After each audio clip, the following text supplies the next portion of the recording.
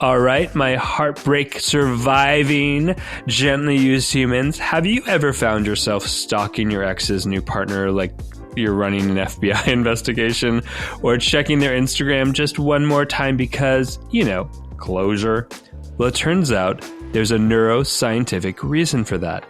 And today, we're breaking it all down. This is The Gently Used Human with Nicole Vignola, a neuroscientist, speaker, and brain optimization expert who is here to explain why breakups can feel like an actual addiction, how your brain wires itself around love, and why going cold turkey on an ex just might be the best hack of all.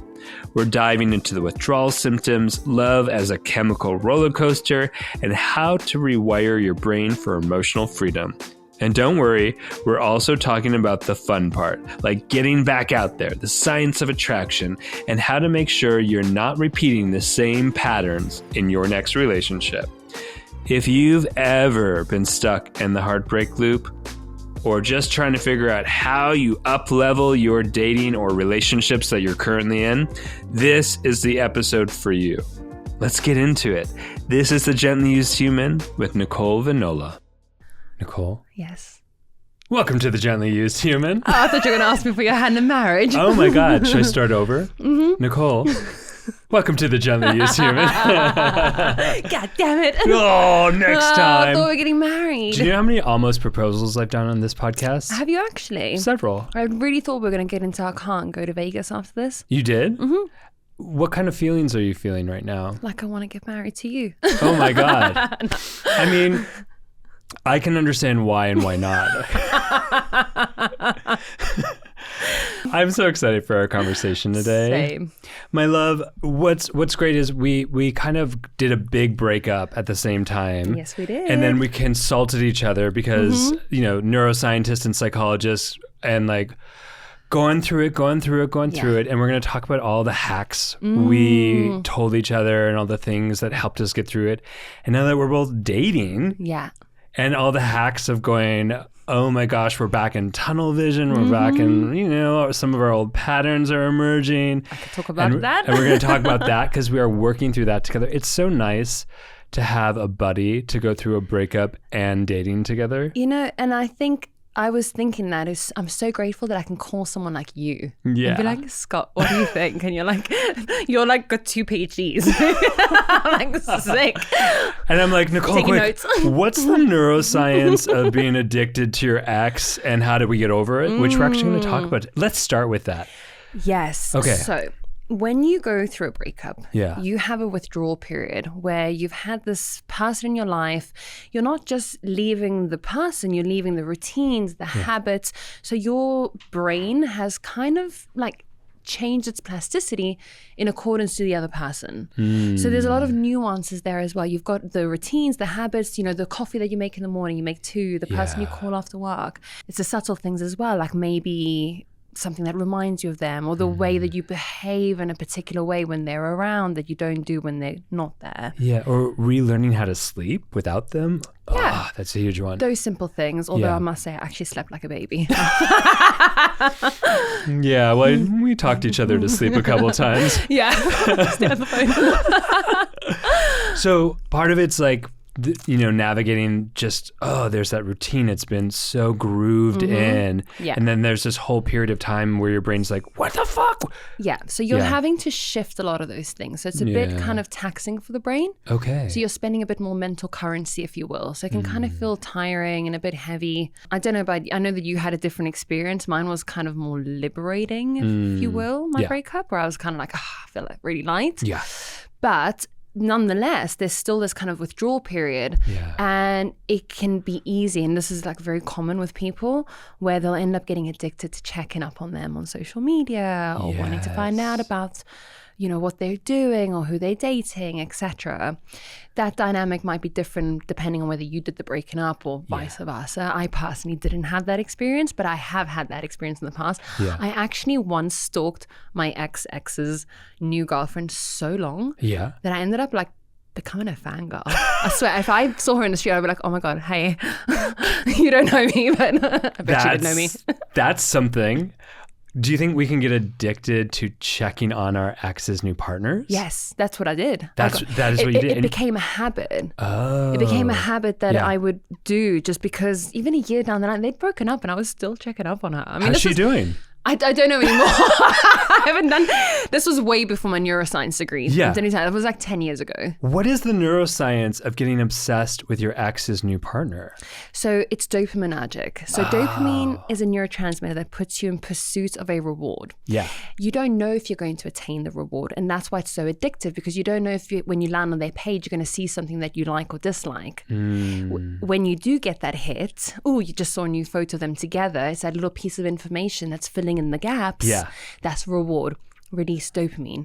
Dopamine is a reward-based learning mechanism that tells you what you did to feel good. Let's do it again. Let's reinforce that cue. So the cue is let's go check. Let's go check, reward. Let's keep doing that. And next thing you know, you're fangirling over your ex's ex.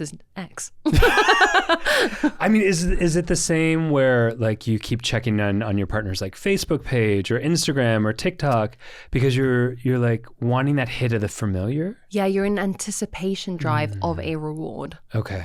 Now, let me tell you, I don't do that anymore. I haven't done that in years. I haven't done that since my neuroscience degree where I was like, I understand what's going on here. Yeah. Yeah. I think I checked on my ex's Instagram once and it was more this sense of going, are they okay? Oh, that's nice. Well, care, of course. Like my love for me doesn't dissipate when you break up with someone. In fact, at the breakup where it was, I would say, not great, not ideal, not okay, the thing I said, this crossed a line, but I will always love you. And it's true. And I think one of the things you help me with is discerning what is love and what is the addiction to the familiar about them. And that's the other thing, especially in trauma bonds. Yeah. It's so difficult because people don't realize how much intermittent reinforcement there is with the high that comes with, I'll never do it again, I'm sorry, being crashed down all the way to abuse. Yeah. So intermittent like stimuli, for those who are listening, is basically the fucking roller coaster of going, oh my God, this is the best. Holy crap, this is the worst experience. And it's dark and it's mean and it's awful. And we know from cognitive neuroscience, which you're a nerd of and an expert, that intermittent stimuli is actually the most addictive. Yes. Can you say why? It's got to do with that dopamine that is being released every time you get what you want, which is the hope of someone saying they'll never do it again. So you get the apology, and then that reinforces that pattern again and again and again. The problem is that the highs and the lows are so volatile that it ends up like taking you on quite literally a roller coaster drive. Right? Yes. And, you know, I have compassion for people that have been in abusive relationships because I was there and I was that same person who was, I think emotional abuse, and you can correct me if I'm wrong, is difficult to discern where the lines are because you don't really know what's fucked up and what isn't. Well, here's the interesting thing. For a lot of us, including myself, love and abuse were overcoupled. Yes. And so as I grew up, I was physically assaulted and verbally assaulted by family members. And then I had to hug them out. I had to give them hugs and I love. And I actually was able to switch very quickly from what I thought was just terror to love. Yeah. And then they started to merge. And so for me, it was a long journey of going, love is not abuse. I could hear it from someone, but I didn't actually understand it until maybe even more recently. Yeah. Where I was like, oh, my acceptance and my unconditional love for someone is not a balancing act for their abuse. It will never be a balancing act for their abuse. Or their love for me is also not a balancing act for their abuse. So I'm just going to validate that. The brain doesn't know the difference between right and wrong. It just knows what has been repeated until you start paying attention to those patterns and you realize that there's something wrong here. So I learned that when I started going to therapy because I was dating a cocaine addict for 3 years, and I went into therapy and my therapist was like, you're repeating the same patterns as your mother. I was like, oh, go figure. Literally copy paste. Copy paste. Literally. And I wouldn't have known that until I'd gone into therapy and understood neuroscience, why it is that we do that. You know, we seek the familiar regardless of how it feels, regardless of whether it is a familiar hell. because we'll always choose the familiar hell versus the unfamiliar place of peace. Yes. Because it's easy. It's what we know. It's what we know. Right?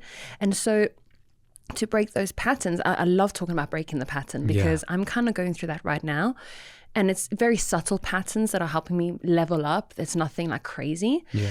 But I realize that I end up in relationships where I go for men that need me, that are codependent on me, because it is easier to choose that type of person than it is to choose someone who wants to be with me, that is walking alongside with me. I'm dating again now. I know. I'm excited. You get all the gossip. I get all the gossip and I get the final approval. Yes, you do. And what I'm doing now is I'm currently seeing someone who's teaching me a lot of patience, which is good because I have had to re-scaffold how I see men in relationships and how I see them showing up for me. Yeah. I'm used to men falling at my feet. All hail Nicole. And I don't want that. No. I want someone that will walk alongside with me and, obviously choose me as well and prioritize me. Yeah. But it requires a different outlook on who I want in my life and how I see them showing up for me. So I can see myself kind of like recalibrating. I'm like, oh, no, we're going back this way. And then we're like, it takes so much energy to do that recalibration in the moment, or at least be able to recognize it shortly thereafter of going, oh, I think that was the familiar. And you used a term I want to break down, which was rescaffolding, which is one of my favorite words in psychology. Yeah. So can we break it down? What do you mean by rescaffolding? So the way that I describe it is I feel like right now I'm in this place where I'm quite literally just changing the scaffolding of my life. Like what's holding me up? What do I know about love, relationships, business, etc. So it's not just relationship stuff. And it's great. It's a great opportunity for me to decide where I want the pieces to go. But within that, there's this feeling of like the world is like kind of crumbling away from me because it's unstable. It truly is. It's unstable. As we let go of our past, it is a destabilizing experience, and we must build the scaffolding for things to fall apart as we reconstruct them. Yes. Oh, yes. I love you. I love you. This is why I wanted to go to Vegas. My dad's an architect and a general contractor for homes and stuff.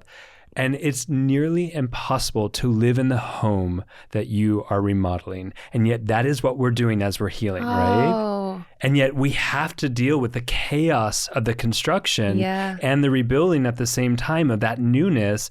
And we're going, where do we sleep? Where do we eat? What do we do? I love that. Right? I love that. And that's exactly where I'm at. But it's a wonderful time to be alive because I get to choose what I want this model to look like. Yes. I get to choose who I want in my life, who I want to date. It doesn't work out with this guy, it'll work out with another guy. And this is the kind of guy that I now want that has these kind of values and these kind of boundaries.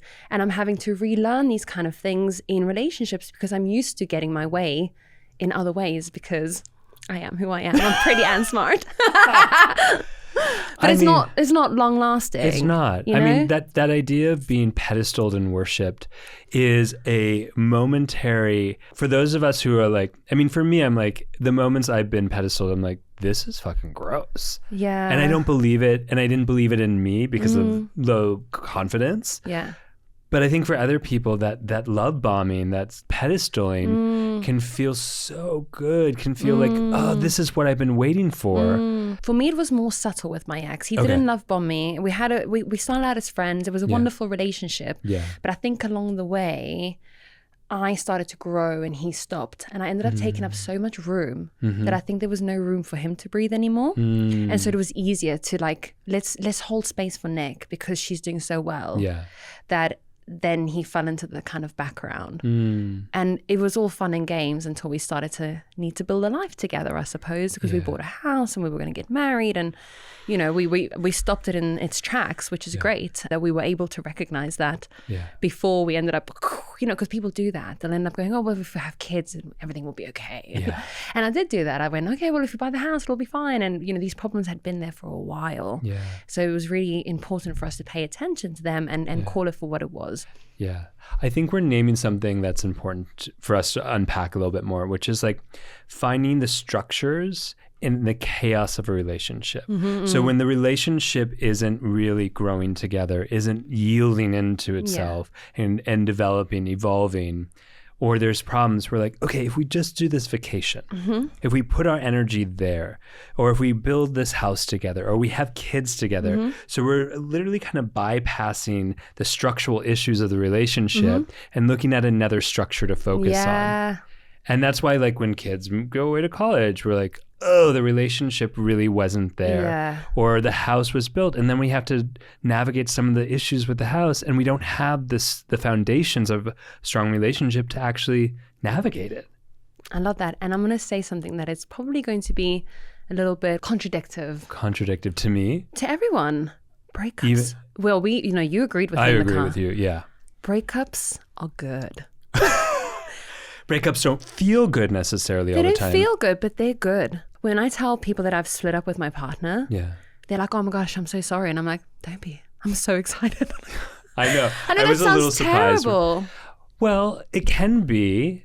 I mean, it's not terrible, but everyone's allowed their own response to it. If it's a liberation, meaning you were feeling small, or you weren't able to grow, or you felt like you were shadowing someone else, then... Yeah, and you know what? He's excelling now as well. I love that. Yeah, because I knew that this would happen, and so did he, actually, inadvertently. That's the reason why the first 3 days when I said I wanted to break up, he was like, oh, despair. Jalousie. And now he's like, no, we've done the right thing. Like, it took him some months, right? No, I would say it took him more like a week to come like... Maybe a month. Yeah, because he sent that text recently that was like, this was for the best. Yes, that was a couple of weeks ago where I sent him a message and I said, look, I feel like today I'm actually really grieving. This was about 6 weeks ago. Yeah, I remember. I said, I feel like I'm really grieving the relationship for the first time because I never really went through that. I was a bit like, am I psycho? Well, no, when you're the person that breaks up, it typically takes a longer period of time to be in the grieving the mourning stage. Which is interesting. And those who are on the receiving end of the breakup, now there's different incarnations of this when it's a mutual breakup, but those on the receiving end go through a shock, like a shock trauma phase, a grieving, and they're usually in it much quicker.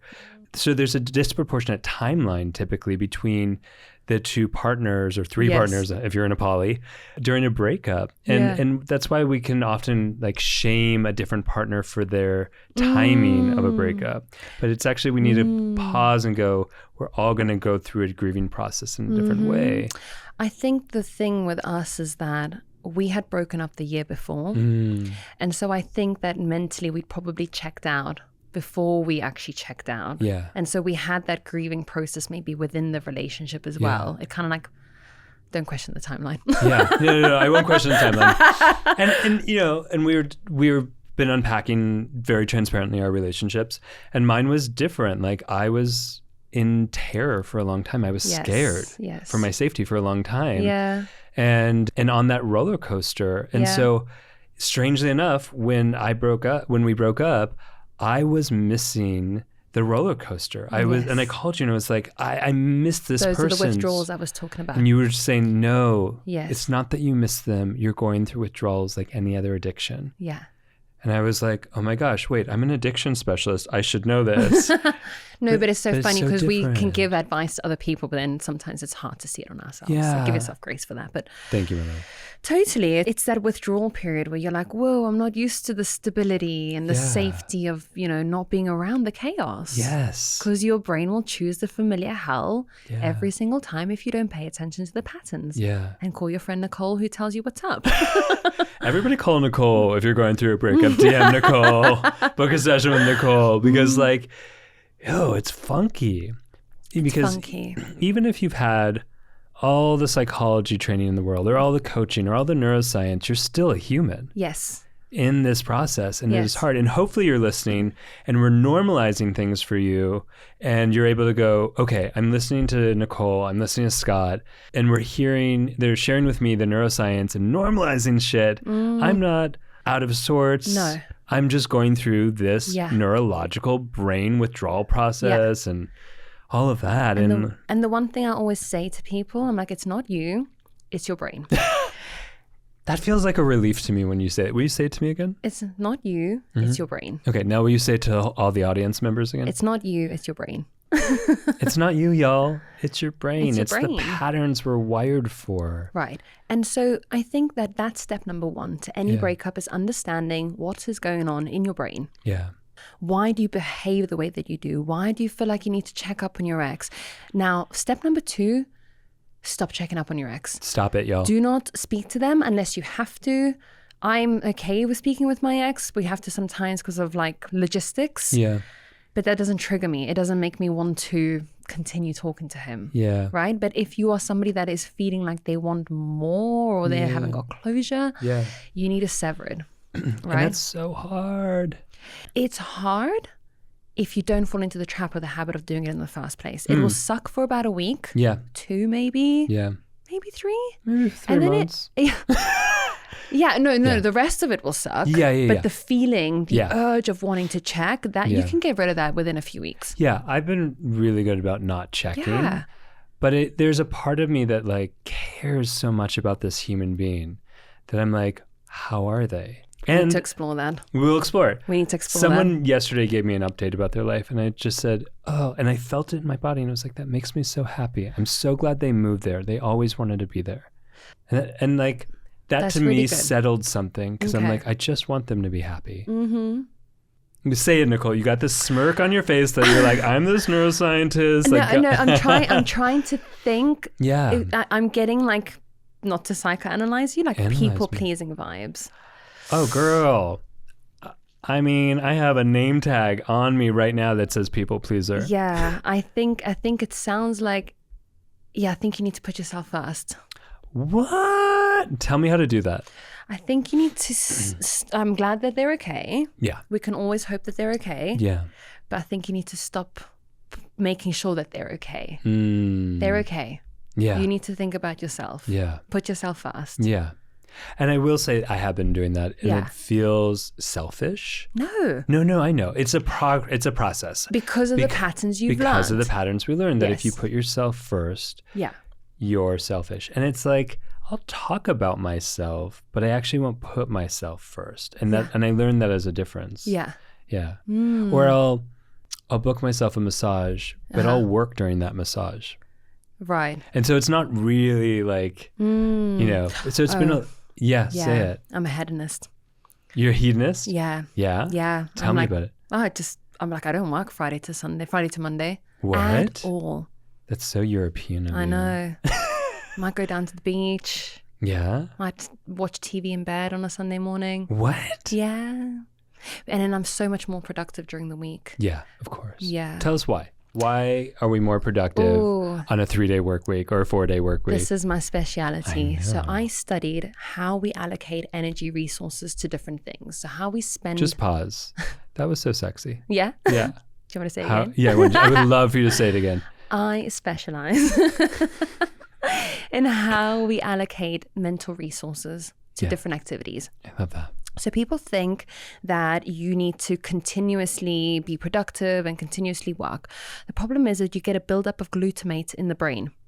And that actually impairs your frontal cortex function, so your ability to actually concentrate. So it's counterintuitive because you can't get more output than what you already have because the cognitive reserves are being quite literally depleted. And so then you continuously try and pay attention to something, but you're going around in circles, or you're task switching, making yourself believe that you're still doing something productive when you're actually not. You're just switching between things, thinking, still keeping the hamster wheel rolling.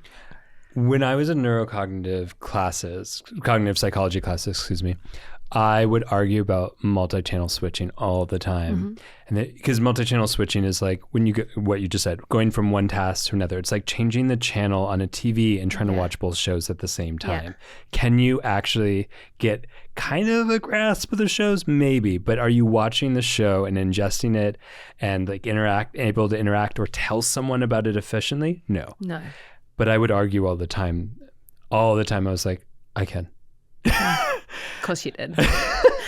You're one of those. I was one of those because I'm such a multitasker. I am as well. I know you are. I can hold 7 plates at the same time. And spin them. I've seen you. And on one leg. I'm a ballet dancer. And sing. Are you a ballet dancer? Yes. Wait, I didn't know that about you. Classically trained. Me too. Are you? Yes. Oh my God. Shall we just do some dance right now? Yes. Little Petit Allegro? Oh my God. No, I don't know if I have to take off my shoes. Let's do it at the end. Let's do it at the end. Stay tuned for our Petit Allegro at the end. Oh my God. Amazing. Amazing. Yes. All right. I'm not surprised. I'm not surprised The way you either. carry yourself. The way you carry yourself. Oh, thank you. English or Russian? Oh, I thought you wanted to switch languages for the podcast. English ballet or Russian ballet? English. Okay. Yeah. When I was younger, Russian. Okay. Yes. Oh, player. Yeah, that's when we had, they made us do our splits on chairs. Mm-hmm. So they'd take 2 chairs, you do your splits, and then you sink all the way down in the space between them. That's what they would say was the Russian ballet training. I don't know if that's actually true. My understanding of Russian was always just loads of extensions that I didn't have the strength for. Nope, me either. Ever. My back doesn't bend the way it used to. Like I cannot do an arabesque to save my life. I look shit. No. Okay. So channel switching. Yes, but that requires you to also have full cognitive resources. Okay. So, there's a limit to that statement. If you're working 7 days a week and splitting all the plates, at some point you're going to drop something. Yeah. We call it vigilance decrement. Ooh. So after a specific amount of time, you start making mistakes because you haven't got enough to give. So I don't know what you're talking about. As I triple booked appointments today, I don't know what you're talking about. I forgot about this podcast. I forgot about this podcast. It's you can only give so much for so long. Yeah. So the way that I see it personally is if I stop working at 11 o'clock on a Friday, don't judge me. Sorry, the morning or the nighttime? Morning. Oh. I then go to tennis. I then go to guitar lessons. Oh. Then I see my friends. I might have a dinner party. And then I just laze around all weekend, do fun things. Can you feel, you said glutamate? Yeah. Can you feel your glutamate building? Like, is there like symptoms or signs of that we know it's like our lazing around is working? Well, that's a good question. I mean, your central nerve, this is the other thing. Yeah. Let's rein it back a little bit. Yeah. Most people don't know what it feels like to feel good and relaxed. Oh. Because they never feel it. Oh. Y'all, I want you to pause for a moment and think about when was the last time you felt and recognized good? Yeah. That's a deep question. And then I'm going to add another layer to Okay. that. The test of a great central nervous system is not the ability to relax after being stressed. Yeah. It's the ability to malleably move between stress and relaxation. So if you're relaxed, being able to get yourself in a state of, I'm going to go to the gym. Yeah. Because people linger. They also think that if they're going to relax, they're going to live like that forever. Yeah. And they're going to be lazy. Yeah. Whereas I know that if I'm lying on the sofa and I don't feel like going to the gym, it's a state that is dynamic. Yeah. It's not like that forever. Yeah. So I don't even negotiate. I just get up and I go. But people think, This is about adaptability, flexibility. Exactly. Okay. So a central nervous system that functions well can shift between stress and relaxation effectively without lingering in either for too long. It's not just about regulating from stress, and it's not just about getting yourself in a state of stress. Yeah. It's about being able to shift between the two effectively. But not the roller coaster that we were talking about earlier. Not the roller coaster. Okay. It's more like a slow wave. Yeah. When we're talking about the roller coaster, we're talking about very sort of addictive highs and lows. Yeah. And they normally accompany very drastic feelings. Yeah. It's more like, okay, I've just finished the workday, now I'm going to relax. Yeah. Because a lot of people will hold on to the workday, ruminate about it, not actually relax. Now, this is the other thing. The brain doesn't know the difference between thought and reality. Yes. So when you're sat on the sofa watching TV, scrolling Instagram, still thinking about Susan from work who pissed you off. I hate Susan. Yeah, she is still in the room. You're right. And you're not relaxing. And this is where, like, in the research, they say, is it a snake or a stick, too? Because if I'm walking on the path and I see what I think is a snake and I have this big reaction to it, and I realize it's only a stick, but it was actually me who created the perception of a snake and created the response in me, the biochemical response. Yeah. I love that. Yeah. So you can do a couple of things. Okay. Hobbies are one of the best ways to switch your mind off things because you're completely immersed in something else. I just started hobbies. Where did you start? I started like 10 of them. Ooh.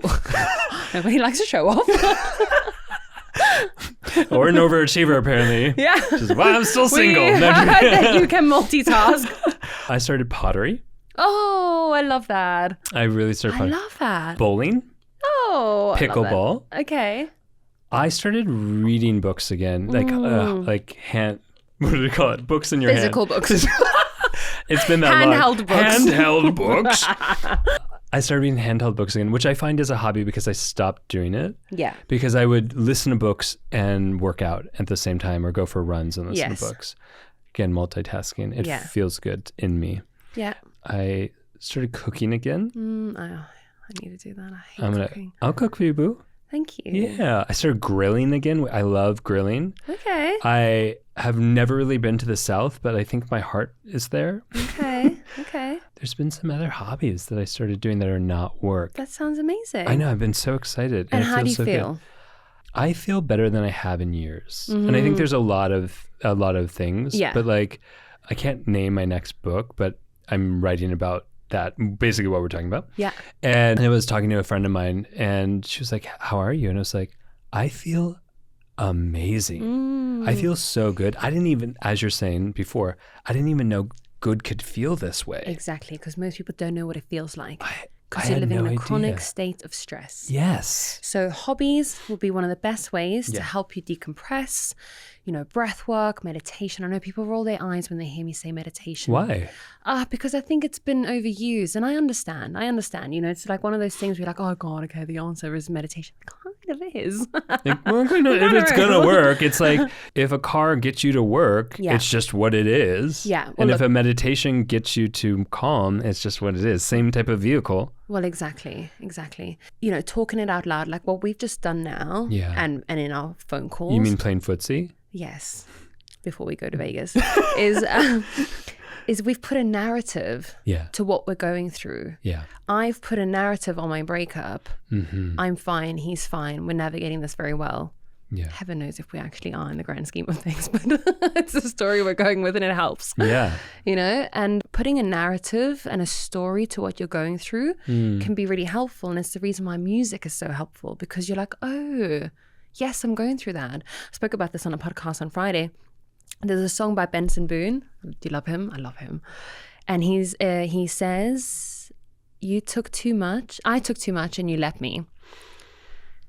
And that was like, yeah, this is my breakup song. It explains and it says, maybe you'll be happier with somebody else. Maybe the reason you couldn't love yourself is because you love me so much, something like that. Because the reason you love me is the reason you can't love yourself. I was like, wow. I mean, I do love myself, but you know, I was like, it's always nice to find a song that's the organizing principle for something you've been through, because it puts a narrative to it. And speaking about it, I'm blessed to have friends like you, and I would err on the side of caution if you don't have friends that give you valuable advice, because that can be a dangerous territory.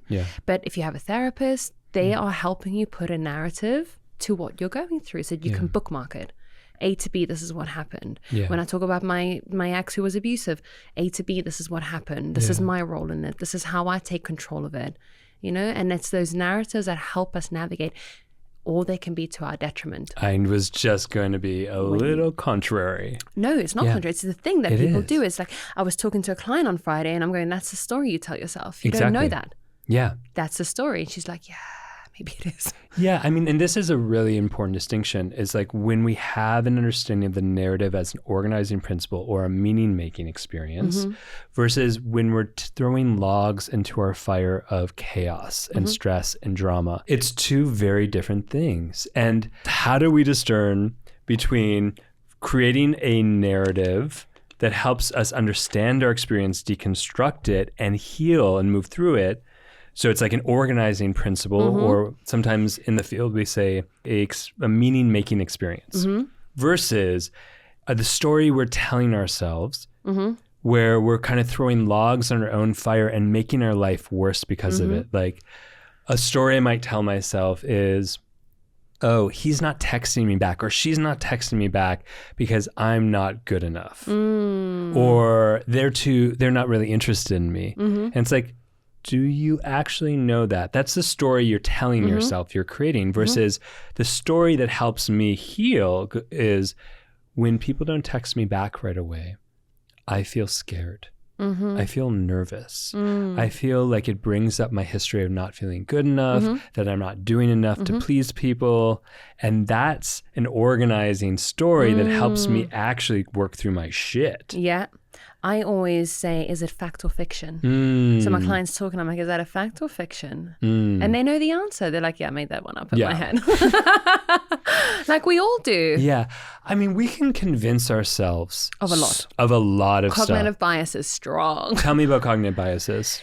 I mean, you can make yourself believe anything, to the point where if you're a narcissist, that's a classic example. You don't see that you're doing anything wrong because your bias of what you think is correct in the world is going to skewer your perception.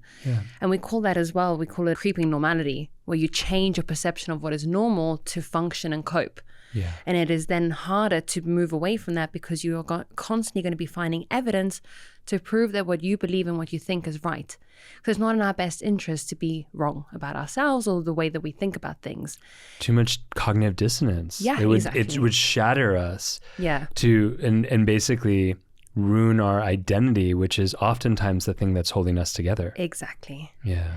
But back to the fact or fiction, I think that that's a really helpful way to see whether what you're focusing on is true or not, whether it requires a little bit more attention or whether it's actually factual that you should pay attention to, right? So fact or fiction is a really helpful one. Journaling as well. Because another thing that happens is we catastrophize. We start going down this rabbit hole of how bad things are. And oh my gosh, I've created all kinds of scenarios in my head that aren't actually true. This place is really creative, I must say. Yeah. Is this part of our negative bias that does that, or what's the systems that are causing us to catastrophize and like go towards the worst? Yes. So you've got the amygdala, the emotional brain, all responsible for detecting threat in your environment. Now that part of the brain is active, so every little thing is going to be exacerbated by that amygdala being active because everything's a threat now. You saw a snake. What's to say that there aren't more snakes in the environment? Now you're going to keep checking everything to make sure that there are no snakes. Girl, there are snakes on the plane. There are snakes everywhere. Yeah. You see? Yeah. So it's like it spills over into the rest of our life once it gets like startled to begin with. Yeah. And we have an amazing ability to attach salience and importance to particular things. So, what do we mean by salience? So you have a network in the brain called the salience network, responsible for saying what's important. Okay. Right now, your salience network is saying, I'm important. You're not thinking about the producer. I love that you touched your hair and brushed through it when you said that I'm important. Yeah, did I do that? Oh my gosh, I'm so vain. I need help. I'm here for you. Pretty and smart. Pretty and smart. So your brain is telling you what's important. Right now, I'm important and you're important to me. We're not thinking about other things. But if there were to be a loud noise, your brain would divert and look towards the sound. And then that would be important. What if we don't? What if you don't? I notice when there's like a loud sound, I stay with the original interest. That's really good. Then you have really good attentional control. Oh. Yeah. Go on. Yeah, no. Tell me more about me. You're superhuman. Is that? Yeah. I remember someone saying, why didn't you turn to look at the broken, towards the broken plates that fell at a restaurant? I was like, because I don't need to attend to it. It's just a broken plate that I figured out right away. Yeah. And you're what I'm here for. I love that because you've consciously made a decision to pay attention to the person that's in front of you. Yeah. You're not kind of half-assing it. Is that something we can learn? Yeah. Okay. Totally. And you can become more present. Yeah. You can learn to redirect your focus. A lot of our focus issues come from the fact that we have trained ourselves to the distraction. So we feed a distraction a cue that says, don't pay attention to this thing, and then we give in. Okay. And so we can constantly keep giving, and you work long hours, you're focusing on clients, you're paying a lot of attention to people. So that is what you have practiced. You're very good at not deviating your attention to other things because you're used to being able to focus on the words that people are saying. Yes. And it has gotten me in trouble in my relationships, I will say, like friendships, relationships, because when I'm on Slack and I'm doing work emails, I don't hear people calling my name. Oh, okay. Yeah. It's the reason I call my mother by her name. Yeah. They think I'm ignoring them, but I have such a tunnel good. as to what I'm attending to that I often don't hear other stimuli or feel or notice. And I love that you just said tunnel. Yeah. Because take it back to the catastrophizing. Yeah. That's what happens. Say you more. get this tunnel vision of going down the rabbit hole of catastrophizing. So you can get really good at attaching salience to internal thoughts that tell you that there are threats in the environment, that everything is going to shit. Yeah.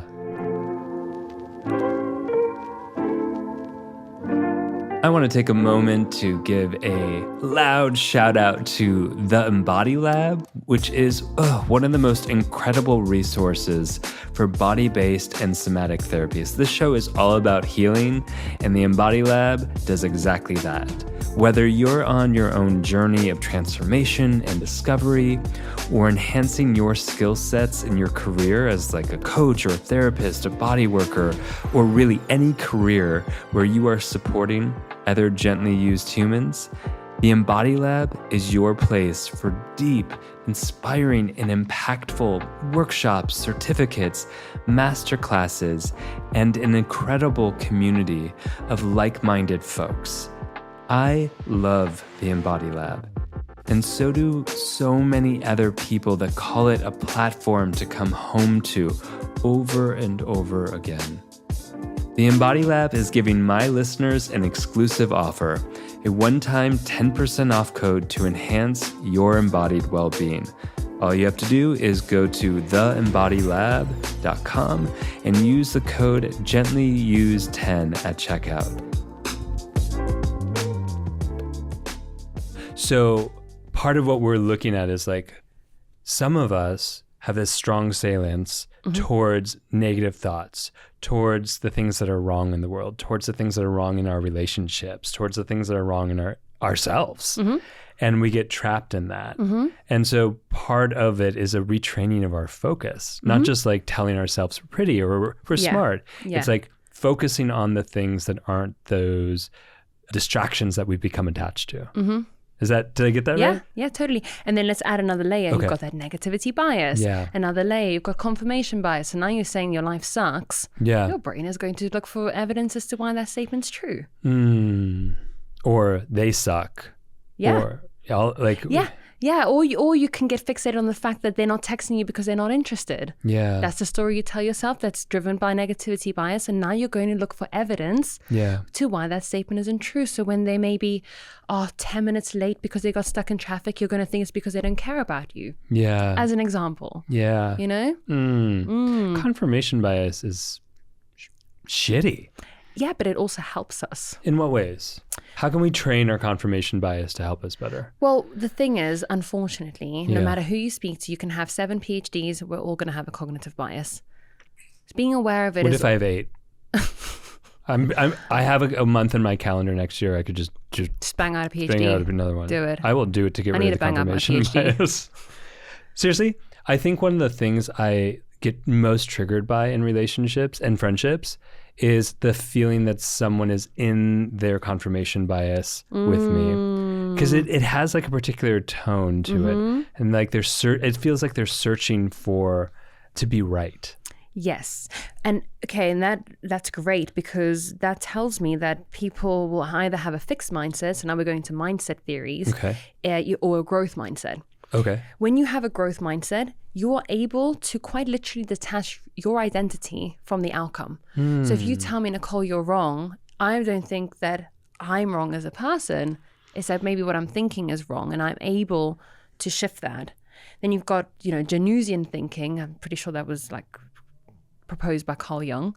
Yeah. Where you have the ability to hold 2 opposing thoughts in mind without letting either one of them bother you. Yes. And that's a skill. Yes. It's a skill to be able to look at 2 sides of the coin. Yeah. We also call it like non-dual thinking. Yeah, exactly. Yeah. Exactly.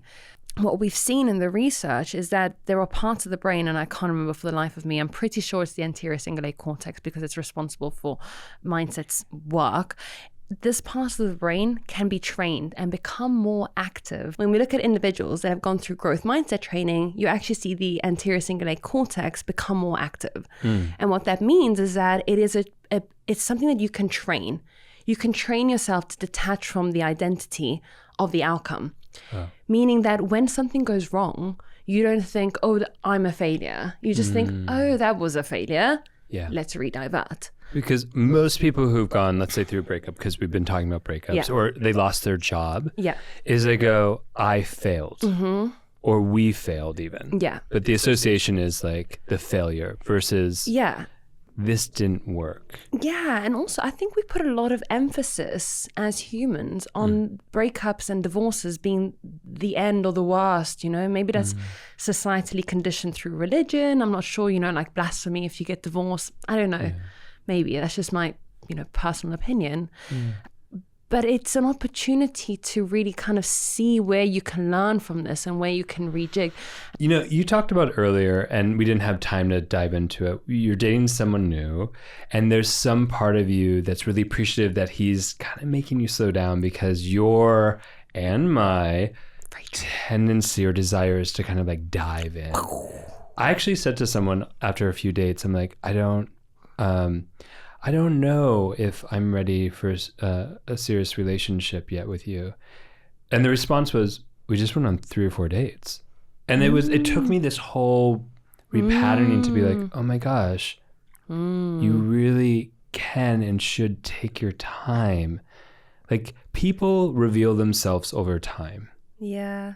And there's like the ability for people, the ability for people who can just be like, I'm patient enough to sit here through time and discover with you is such an attractive and difficult thing to navigate for us with a little anxious patterning. But I will say that I learned pretty quickly. We had a conversation. Yeah. I called you. I had a meltdown on the phone. I was like, I'm ready to pull the plug on this thing. Favorite meltdown? Yeah, because I'm avoidant as hell. I'm like, I don't need to do this. It did not sound avoidant. It sounded a little wee bit, well, anxiety is deeply embedded within it's avoidance. Anxious avoidant. Yeah. So I get anxious. Yeah. And then I'm like, might as well just run. It's easier because my dogs love me at home and I don't need to have a boyfriend. I think that all the time too. Except I don't have a dog. I just say my pillow loves me. Yeah, we should get a dog. You can borrow mine.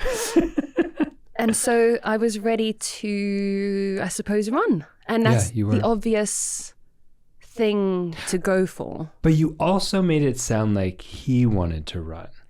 Yeah, because I fabricated that all in my mind. I know, truth or fiction. Yeah. And he might have. He might have, but we didn't know. No, we didn't. But I was like, I walked away from that conversation going, oh, he wants to run. And maybe he did, because I am a little bit much sometimes. Let's talk about that, because I think there's this real controversial topic, right? Am I too much? And the answer a lot of us would say is, you're not too much. Find the person who can hold you as you are. Yes. And you were too much. I am too much. No, not you're too much. You were too much in some moments, as I've been too much. And I think this is a big thing that we want to distinguish of like, we can be too much. Yeah. And it's not necessarily a bad thing. No. You know, it's just readjusting. Yeah. And I'm very adaptable. I'm quite good at learning. And now, you know, I saw him again on the weekend. Yeah. And now I don't have those same feelings that I had last week. No. But I'm also in a different mind state. Last week I was going through a lot. Like I was going through a big change and my mind state just wasn't all that. And now I feel fine. So, well, you've also gotten more clarity and security. And that's the thing. Yeah. That's the thing that I want people to understand is that I always say mixed messages create bad situations. And it's all it takes is to just pick up the phone. Yeah. So when I called and I was like, I'm feeling this particular way, it was very level-headed. I didn't tell you this part because I was being a drama queen. But I was like, I need to just sit with it. I think you do as well, which he agreed. Obviously, he's the patient one, not me. Yeah. And then, you know, he called me the next day and was like, this is how I feel. Yeah. And I was like, that's great. I now need to sit with it again because I need to make sure that I'm not responding from a place of, oh, he wants to see me. I'm so proud of you. Yeah, because I need to make sure that I'm doing this from a place of, I don't make the best decisions after 7 o'clock at night anyway. My brain is tired, all that vigilance decrement, too much glutamate. It's like all emotional brain. I'm like, you know, the obvious choice is to dive in. Yeah. And I wanted to make sure that I was making a conscious decision that I wanted to see him again based on a plethora of things. You know, I think the emotions, we shouldn't shun the emotions away. They're good. No. But I also wanted to make sure that it wasn't coming from a place of like, oh, I'm being seen, you know? Such a good point. Emotions are our compass. And however, we may not be reading the compass correctly all the time. Totally. And so because we have this bias. What'd you say? We have this bias. We have this bias. bias. And my bias is that, I was too much. Yeah. He's not enough. You were wearing particular glasses as you were reading the Totally. And I'm in protection mode where I go, well, why would I want to invest in my time in things if I'm just going to, That's a scientific word. Yeah. Avoid and run. Avoid and That's run. me. Yeah. Yeah, I think it's so important. I'm just going to reiterate this, y'all. Like, emotions are so important. They give us a sense of direction. And when we're wearing particular rose-colored glasses or green-colored glasses or rage glasses, whatever the glasses we're wearing, and we're reading the compass, it's actually going to pour into the compass and change what's there and how we read it.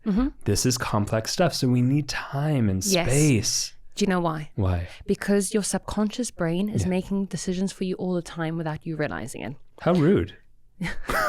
We actually looked at studies where we get individuals to do mathematical problems, looking at them in an MRI. Mathematical problems come in the sort of prefrontal cortex, frontal cortex area of the brain. And then we interject with a memory task. We see the hippocampus light up and the memory centers light up, but the frontal cortex is still active.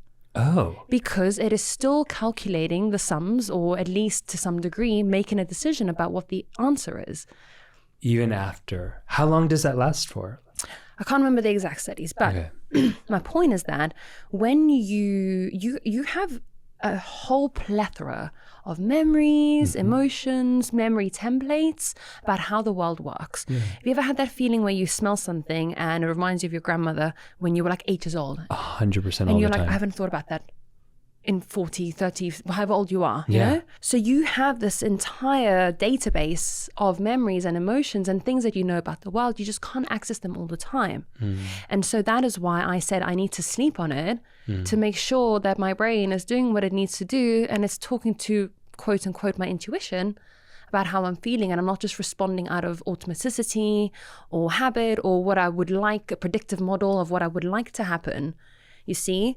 And so taking your time with things means that you have this kind of intuitive yes or no. And it needs to be a full body yes for me, as it probably does for him. Yeah. And it should. Yeah.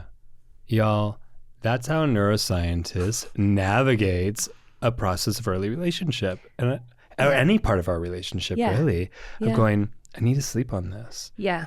I don't want my brain to fill in the gaps of what I actually know and override what I'm actually feeling and sorting out and still need to be curious about. Based on patterns that I learned as a child that were not my patterns to begin with. That's the important part. Yeah. Because if I do, and that's not the end of the world because, it's just a date. Yeah. But if I do that all the time, I could be subjected to just enacting based out of what I understand about the world because that's what the programming that my parents gave me. Yeah. So, it takes time to recalibrate. And that's why when I called Sabrina, I said to her that I was quite literally recalibrating how I see relationships, and that conversation helped me navigate how I show up and where I need to slow down and apply the brakes. Yeah. And change my patterns so that I don't end up attracting the same thing over and over again, where I end up just diving into a relationship and then going, how the hell did I get here again? What was Sabrina's advice?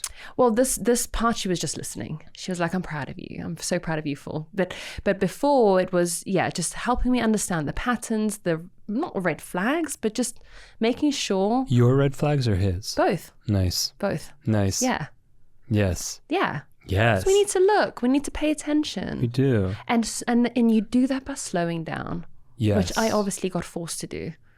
You did get forced to do it, and but I'm it's proud good because of you. this is what hard. I want. I got forced to do it too. Yeah, really. it's what I want. I want to slow down. Yes. And my ability to learn is quite good. So I've already slowed down loads. It's like now I'm not having to apply the brakes and be like, oh, this is boring. Yeah. I've actually, because I'm conscious and corpus mentis about what I want, I'm now doing that. Exactly that in full embodiment. Oof. Oof. That's so good. Proud of myself. And y'all, we're talking about Sabrina Zohar, who's been on the show. Yes, she has. And it was a great episode with her as well. Yes.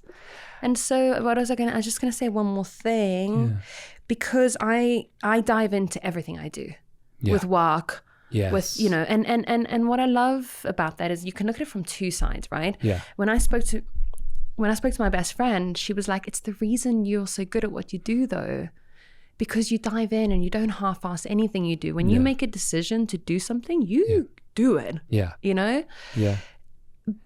But it's good. It's good to shift a little bit. It is. I mean, you and I both do that. We even did that in our friendship. Yeah. We're like, we're best friends. We're best friends. We're going to Vegas. We're going to Vegas. We're getting married in Vegas. We're playing footsie. We'll just do it. And there's like, I appreciate looking at the benefit of the pattern, and I also appreciate looking at like the deficits or the challenges that are presented from those our patterns. Yeah, and I think it's also good to adjust to other people's needs sometimes. You know, if it serves you. Yeah. Which this one is serving me. Yeah. Stay tuned. Bow, chicka, bow, bow. TBC. It's the reason we couldn't stop laughing last time. Don't go there. I won't. I will. I want to go back to, because I think we left people with a little bit of a cliffhanger on am I too much? Oh, yes. And again, I'm going to bring that back up. So the tension point between people saying you're too much and, you know, a lot of people on social media saying you're not too much. You need to find the people that can hold the amazingness, the qualities of you. And I want to just add that sometimes you and I are saying it now as human beings, gently used human beings, sometimes you and I are too much. Yeah. Too much, meaning there might be too much energy, attention, emotion to that more than the situation needs. Yeah, totally. And it's like, fine. Yeah. And it's like, I might blow a birthday candle out with a fire hose. I just might. How do you see yourself? And is there some neuroscience explanation of being too much? Okay, let's approach this from every angle. Every angle. I accept that I'm a lot. But not like, are you a lot globally? As a whole. It's the reason I am who I am. Okay. I feel a lot. Mm-hmm. I love a lot. I give a lot. You do. I will call a lot. I won't text a lot. I hate texting. I know. Yeah, sorry. No, it's fine. Just call me. Pick up the phone. I'll answer every time. Every time. At 3 a.m. Yeah, I'm there for you, boo. And I'm okay with it. Yeah. But it also requires me, and I think the acceptance part is where the key really lies, because then when someone calls me out for being too much, I can go, yeah, you're right. It's the reason why I do what I do. You're right. I'm going to adjust because in this scenario, it doesn't require me to be this much. I need to be like this at work. Yeah. Because I'm juggling 75 million things, as we said whilst doing a plie. Yeah.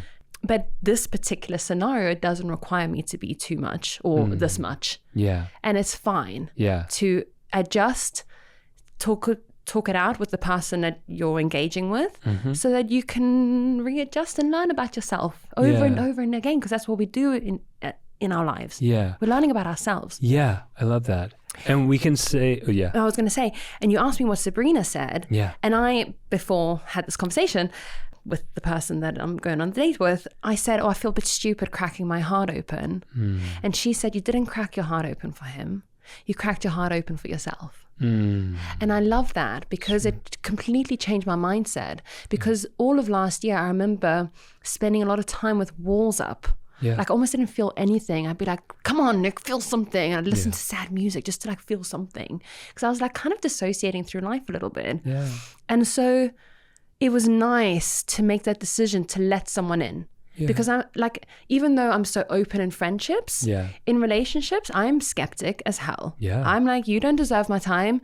You don't deserve to know who I am. You don't deserve to see all of me. And so it was nice to make that decision to be like, okay, let's let someone in that is worth it. Because I thought about it for a long time as well. Yeah. You know. And you and I do that in different ways. Such different ways. And because I remember when you had more of the walls up. And I mean, I thought it was justified. Yeah. And given what you were going through. And, the ways my walls are up is I'm vague. And then not like, I stopped giving such detailed information. Like I'm probably more open here with everyone than I am in relationships because I'm like, oh, if I give them too much, I might be too much. Or it's less of like, I don't think you deserve all of me. It's, I'm not sure you can hold all of me. Yeah, I'm going to feel that in my soul. but you're cracking your heart open for yourself. I am. And hopefully you can meet someone that is willing to call you out when you're doing it. Yeah. Gently. Yeah. A gentle human. I actually had that this weekend. Yeah. I've been was in a relationship where that vagueness was really looked at as such a negative thing. There was never any curiosity about it. There was always like, you're vague, you must be lying. Yeah, okay. Or you must make things up, or I don't trust you. Where as opposed to this human being this weekend was like, sometimes you're vague and I'm wondering why. And I just said, I feel like sometimes I might be too much for people. And if I give too much information about my life or my feelings, that you'll walk away. Yeah. I feel that in my soul, because I remember thinking that I had given this person like a little amulet and asked them to trust that they would take care of it. Yeah. But that's life. Yeah. That's what happens. Yeah. You give a little bit of yourself and then they can do with it what they like. Yeah. You can't control that. No. And sometimes we give the amulet too soon. Yes. And sometimes we're like, here, hold my entire treasure chest of jewels. Here's Pandora's box. Here's Pandora's box. You might open up a can of worms while you're there. If I give it to you all now and we rush this, then I just know and it's over with, and then I can finally settle down. And that's also not the way. Like, it takes time, as we're talking about, to really say, can you hold this for 10 minutes? I love how we're figuring this out on this podcast. Oh, yeah. Where else are we going to figure out our shit? You know, the thing with me, though, is my Pandora's box is so huge. I think I'm like, you might think I gave you a Pandoras- lot, but there's a lot more where that came from. Yeah, you've had a lot of trauma. You've had a lot of complex experiences that are layered. And I think a lot of people have and can relate to you on that. And I think like no one is going to be able to hold all of our Pandora's boxes right away. And you should be able. But we can give them a titrated amount. Yeah. And you should be able to hold your own Pandora's box. I think that's also really important, you know, is being able to, because I can. That's what it means. Like, you're cracking your heart open for yourself is also you're holding your own Pandora's box. Yeah. Wow. The concept of being too much, I think there's layers to it, and there are lines to be drawn, because you don't want to be so much where you are too much too soon, or you know, or falling into someone who's also too much, and then you end up in this toxic roller coaster. So I don't like the concept of saying you're too much, because I agree that we should be okay with that, but then also be malleable to learning in which parts you're too much and where you're not enough or whatever. Staying open. Again, it's that genuine thinking. Yeah. And accepting that if someone calls you out for it, you need to take it on board. Yeah. Yeah, and then maybe if they accept it, whether there's a line there that's being crossed between both of you because you're both being too much. Because that can be dangerous. Shit. And I don't want that. It's the reason why I've attracted someone that's not too much. Yeah. Ooh, being human is complex, y'all. Oh my God. Anyone that says life is simple, I'm like, you're lying.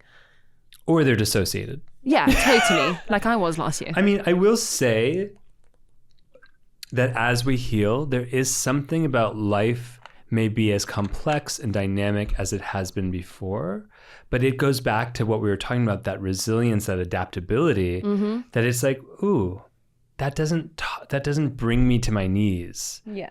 Nicole, I'd love to spend the last few minutes just going through tools, like absolute hacks of going, how am I going to be my best self in life, in relationships, in work? Like, I want 5 tools right now. I'm just kidding. What are your favorite tools? My favorite tools. Yeah. Definitely emotional intelligence. Okay. You can gain emotional intelligence. Yeah. You can soar through life. Because again, everything we've spoken about all comes down to your ability to be emotionally intelligent in relationships with yourself. When someone calls you too much. I didn't get called too much, by the way, but you know, it was... Not to your face. The mirror was being exactly. I need to see those texts. I do not want to see those texts.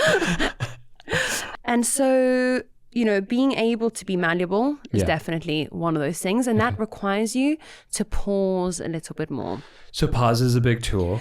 Pause is a big tool because what tends to happen is we operate through automaticity. Yeah. So someone asks you something, you respond straight away because out of habit, something you've learned, something through conditioning, or you snap or you react. And that's like a habituated response that you know best. Yeah.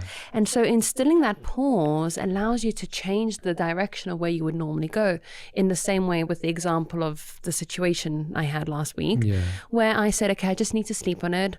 He slept on it, I slept on it, everyone slept on it. So instilling that pause, you can choose to go down the route you're used to, or you can choose in that pause to go, you know what, I'm going to do something different this time around, which is going to require a little bit more effort, because carving out new pathways takes energy and time. Okay? It's hard work. It's the reason why we normally go down the path that is more traveled, because it is easier to just stay there. You can do that through breathing, through just saying, communicating, hey, let's take a breather, let's sleep on it, let's think about it tomorrow, let's not make rash decisions. People love to make rash decisions because it's that dopaminergic activity that's like, let's just get to the point. You get caught up in the cycle of like needing some kind of relief. Pause. That's the relief. Yeah. Okay, so that's number one. Another tool is how to snap yourself out of that catastrophizing or that tunnel vision that you get when somebody hasn't texted you back, and now you're on this like dopamine hamster wheel where you're like, I need to know why they're not texting me back. Yeah. It goes back to a pause. But one thing that I do with my clients is I literally go 3, 2, 1, snap out of it. Because that salience of putting attention to somewhere else is, you saw that, we were all like, whoa, what the hell just happened there? 3, 2, 1, snap out of it. And that works. That works. Yeah. The other thing is going for a walk. Step number 3 is going for a walk. When you step outside, your eyes moving laterally side to side are actually activating a part of the brain called the orbitofrontal cortex. Same in EMDR. Yes. Yes. Yes. And when they looked at the study, it was a 2018 study, they were looking at rats. They actually said in the discussion, I think we just accidentally discovered how EMDR works, because we knew it worked. Yes. We didn't understand the mechanisms of why. Yes. And what they saw is that when this orbitofrontal cortex was active, the amygdala was inactive. And so that's why when you go for a walk, you can think about your problems without that fear perception involved. Yes. And you synthesize the thoughts without the emotional friction. Yes. Yes. Oh my gosh, I just had like a, when you're like all of a sudden back in school and all things just suddenly make sense. Yeah. Oof. Yeah. I'm so excited to nerd out with you later tonight about this. Yeah. Okay, more. What else? The thing that I speak about the most is making sure that your hardware component is working effectively. Sorry, what? The hardware of your brain. Oh, okay. Sleep, nutrition, hydration, meditation, stress management. Those are the sort of 5 pillars that I normally talk about. Because if you've got those under wraps, especially sleep, especially exercise, nutrition depending, but yes, that too, and stress management, you might want to do that through meditation. Hydration and meditation I would put in the sort of similar categories. You're making sure that the hardware component of your brain is working at its maximum capacity, because you can't make software upgrades on an old Mac that doesn't work. You need the Mac to be working so that you can go, okay, I'm going to update to iOS whatever, 1 million. That's where we're at now. And so if you're trying to make upgraded changes to your brain, or just trying to think clearly and logically and say, hey, I'm going to put a pause in this conversation so we can come back to it tomorrow, you're not going to be able to do that if you're irritable because you haven't slept. You're not going to be able to do that if you're tired because you don't take care of yourself, or you don't exercise, and so your brain's, losing its plasticity. We know that we lose plasticity if we don't exercise. Yeah. So all of these things are going to set you up for success, that you can be the best version of yourself. I love that. That's so helpful and practical. Yeah. Thank you, Nicole. You're welcome. And thank you for being on the Gently Used Human podcast. It was such a fun pleasure. So much fun. Laughing so much. Just laughing so much. Where can people find more of you and connect with you? I'm Nicole's Neuroscience with an S. Nicole's Neuroscience on Instagram, TikTok, which I don't use, but I'm going to start using more, and YouTube. Okay. Oh, and Substack. And I heard you wrote this book. Yes, Rewire. So my book, Rewire, Break the Cycle, Alter Your Thoughts, Create Lasting Change. I talk about breakups. I talk about stress, things like all of these things that we spoke about in way more depth. And the breakup chapter is what hits the sales button every time, because people are like, I need to know what is going on there. And I break it up into 3 phases. So phase 1, how to ditch the negative of everything in your life. Phase 2 is the actual 7-step process. And then phase 3 is how to maintain that change, because people don't talk about that part. No, they don't. Yeah. And we'll put the links to Nicole's book and Nicole's information in the show notes as well. Thank you so much, my Thank love. you. I love you. Let's go to Vegas now. Love you. See you in Vegas. And to all our gently used humans out there, we love you. Thank you for listening to the Gently Used Human podcast with Dr. Scott Lyons and friends. Visit gentlyused.com for fun extras. And don't forget to spill the tea and gossip about the show with all your friends and frenemies. And show some love by giving us 5 stars and leaving a review in your favorite apps. This helps us connect with all the other gently used humans out there. Oh, and by the way, you look fierce today.